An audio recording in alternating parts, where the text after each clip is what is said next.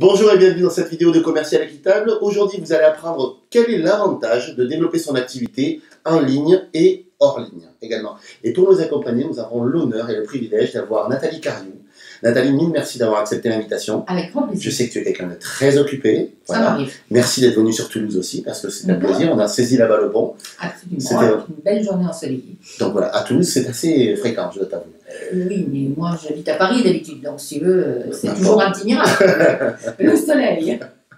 Donc Nathalie, pour la présenter très rapidement, c'est une coach en intelligence financière qui s'est fait une renommée incroyable sur Internet, alors qu'à la base, en fait, t'es pas née avec.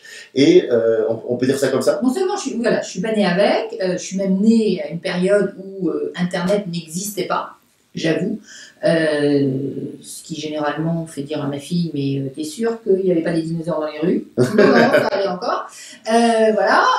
Donc non, je ne suis pas née avec Internet. J'ai intégré Internet à mes différents exercices professionnels, parce que j'ai eu différents exercices professionnels au fur et à mesure.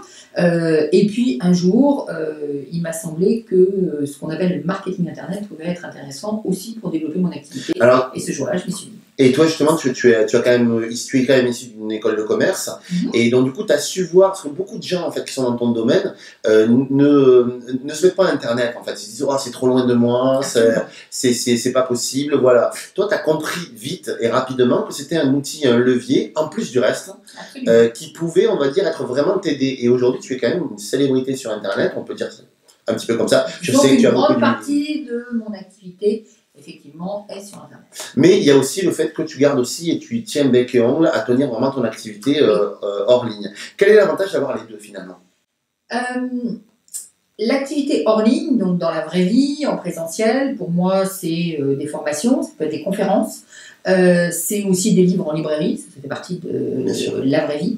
De l'accompagnement en coaching individuel, ça fait aussi partie de la vraie vie. L'intérêt de tout ça, c'est de garder d'abord un pied dans la vraie vie, un pied ancré. C'est vraiment l'ancrage. Dans le métier.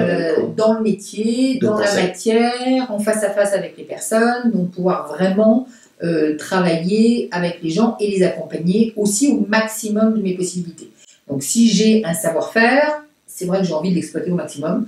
Et c'est quand même à cet endroit-là que je l'exploite au maximum, parce que j'ai la personne en face et je vais faire du sur-mesure, je vais tricoter des choses très fines avec elle. Donc, il est évident que c'est là où je vais pouvoir construire des stratégies, des systèmes intelligents, si possible, avec la personne. Et c'est mieux de l'avoir en face à face.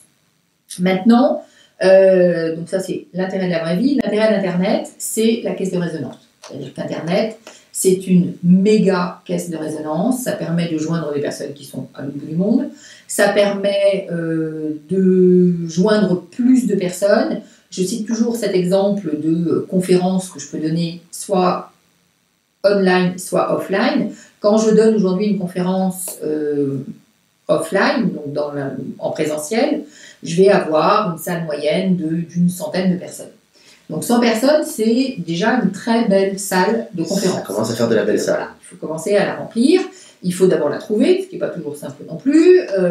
Donc la remplir, ce qui peut éventuellement être un petit peu compliqué. Mais aujourd'hui, je vais remplir des salles de conférence de 100 personnes sans aucun problème. Mais quand j'interviens sur Internet, quand je fais une conférence sur Internet, je vais communiquer avec 500 ou 600 personnes. Et quand je n'ai pas 500 ou 600 personnes au minimum au bout du fil, je fais la tête. Voilà. Et donc, pourquoi? Parce que c'est ça, voilà, c'est ça l'effet de levier, c'est ça l'écho. Alors, on peut toujours dire que le rapport n'est pas le même, qu'effectivement, il y a plus de distance, mais la réalité, c'est que dans un cas, j'ai parlé au maximum à 100 personnes, dans l'autre, j'ai parlé au minimum à 500 ou 600 personnes. Oui, donc les échelles ne sont pas du tout les mêmes. Les échelles ne sont pas du tout les mêmes. C'est vrai au niveau de l'audience, c'est vrai bien évidemment aussi au niveau du chiffre d'affaires. Mais du coup, quand même, pour te faire cette audience-là, quand même, il a fallu quand même, j'imagine, que tu te formes, que tu crées des relations, des partenariats particuliers, justement pour arriver en fait à attirer cette notoriété-là. Oui, alors, je me suis formée, oui. J'avoue que je suis assez autodidacte, en définitive, dans mes apprentissages. Et même si je suis allée voir quelques personnes qui avaient des clés, j'ai surtout beaucoup observé ce qui se faisait sur Internet. Donc j'ai beaucoup regardé. J'ai créé un blog, j'y ai posté quelques articles. C'est vrai que l'inconvénient, parce que tu me demandais les avantages, j'ai aussi donné les inconvénients. Les inconvénients d'être à la fois online et offline, c'est qu'on a moins de temps à consacrer aux deux. Effectivement. Ouais. Et clairement, par exemple, par rapport à Internet, pour moi, c'est toujours difficile, c'est un petit peu une bataille, d'avoir du temps à consacrer pour écrire des articles. Parce que je vais avoir des appels de personnes qui vont me dire « Tiens, est-ce que vous pouvez me prendre en individuel ?» Parce que une fois par mois, j'ai 2 à 3 journées de formation qui sont programmées à l'avance.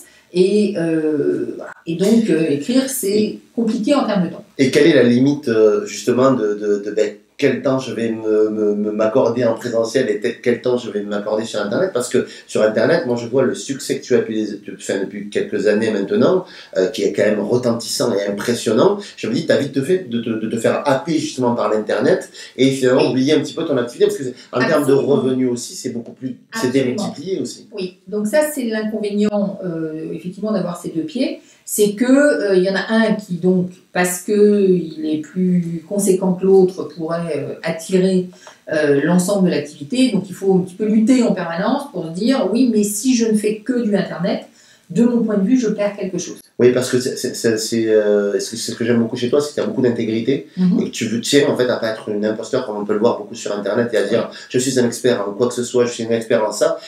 Tu te sentirais mal en fait, on va dire, de ne plus conseiller les gens en physique parce que tu as l'impression de ne plus faire ton métier réellement. Absolument. Et ce qui est important, c'est que j'ai découvert un jour et assez récemment que, par exemple, je n'étais pas blogueuse. C'est pas mon métier. Certes, je me sers d'Internet et je ne suis pas forcément non plus web entrepreneuse dans le sens où ça prend 100% de mon énergie ou de mon temps. Je suis avant tout coach en intelligence financière et à partir de là, je vais utiliser tous les moyens qui s'imposent. Donc si le moyen c'est Internet, bien. Si ce sont des conférences sur Internet ou des sommets en ligne, c'est très bien aussi. Des conférences dans la vraie vie, c'est bien, mais les relations presse, c'est bien aussi. C'est-à-dire que je vais aussi faire ce qu'il faut pour passer à la télé, passer à la radio, écrire. D'ailleurs, tu es passé dans plein de médias d'ailleurs. Donc, je suis passée sur M6, je suis passée sur Europe 1, je suis repassée sur M6, je passe assez régulièrement sur Atlantico pour écrire des articles, je suis passée sur TMC aussi, si je m'abuse. C'est assez impressionnant. On fait ce qu'on peut. Non, c'est vraiment assez impressionnant. Est-ce que tu pourrais nous expliquer rapidement en fait, ce que c'est que l'intelligence financière telle que tu la vois toi et telle que tu la pratiques? Donc l'intelligence financière, c'est assez simple, c'est savoir faire avec son argent. Ça suppose donc déjà d'être d'accord d'aller regarder ce qui se passe du côté de l'argent, ce qui pour déjà au moins 50% de la population est un gros effort à faire. Ça va ensuite, une fois qu'on est d'accord, d'aller regarder ce qui se passe. Ça va de la gestion à l'investissement en passant par juste la relation, c'est-à-dire quel sens je donne à l'argent, comment est-ce que je vis mon argent au quotidien, est-ce que je me sens en sécurité avec ou pas, est-ce que j'arrive à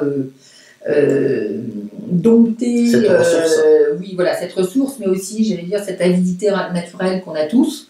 Et qui fait que parfois on peut avoir les dents un petit peu longues et avoir envie d'avoir plus.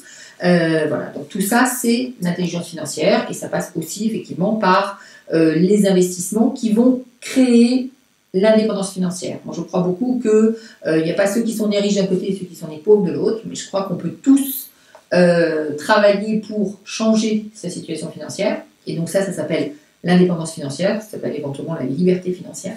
Et c'est quelque chose auquel je crois, que j'applique pour moi, mais aussi que sur la voie sur laquelle j'entraîne mes clients.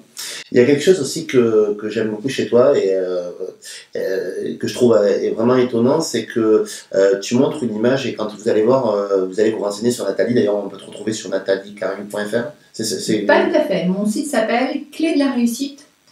D'accord, ok, bon, écoute, merci pour ce partage.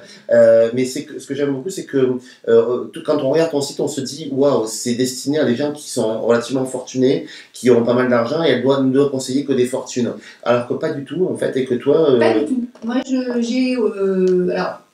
j'ai des fortunes aussi, mais quelque part, les gens fortunés, ils ont plein d'autres possibilités que moi pour faire des placements, fructifier, faire fructifier. Pourquoi? Parce qu'ils n'ont aucun problème pour aller parler d'argent, pour dire voilà, j'ai X centaines ou milliers ou millions d'euros à mettre sur la table et qu'est-ce que j'en fais et proposez-moi quelque chose. Et c'est assez simple pour eux.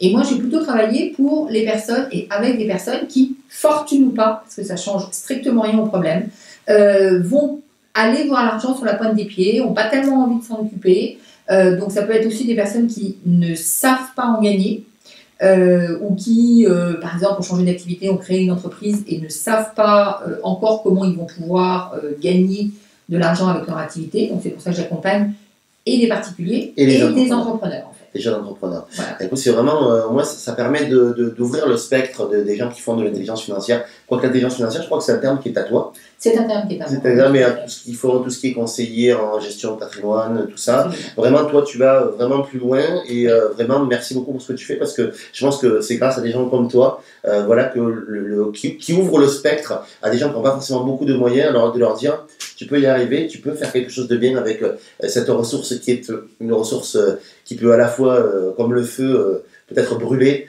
et à la fois se chauffer aussi. Et donc, tu apprends aux gens à se chauffer. Absolument. Merci beaucoup encore, Nathalie. Merci pour cette très belle synthèse.